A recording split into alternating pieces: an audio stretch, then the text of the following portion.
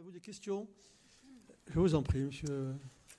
Oui, alors merci Monsieur le maire. Nous n'allons évidemment pas voter contre cette délibération, mais ce dispositif qui nous a été présenté pose un problème, on va dire, de clarté.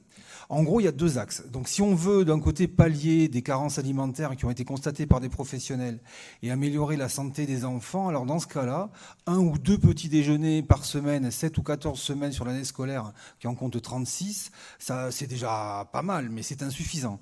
À ce propos, je signale qu'il y a une étude de l'ANSES qui date de mai dernier sur la répartition des prises alimentaires chez les enfants et qui nuance fortement ce qui pouvait passer pour des certitudes en ce qui concerne les repas.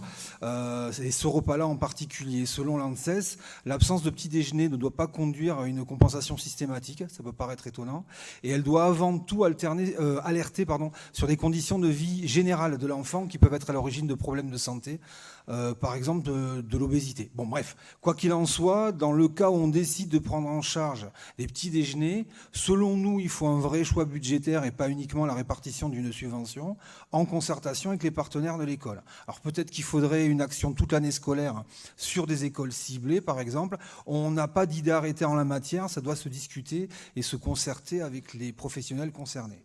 L'autre axe, c'est la mise en place d'un plan de sensibilisation, voire de responsabilisation en direction des familles.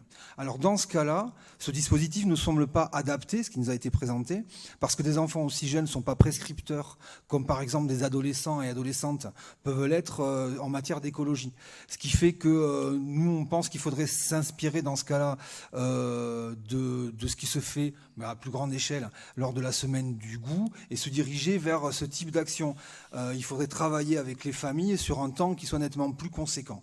En gros, pour nous, ce que vous nous proposez, c'est mieux que rien, mais c'est assez confus, c'est pas forcément efficace, ni en termes de santé publique, ni en termes d'éducation et de prévention. Merci.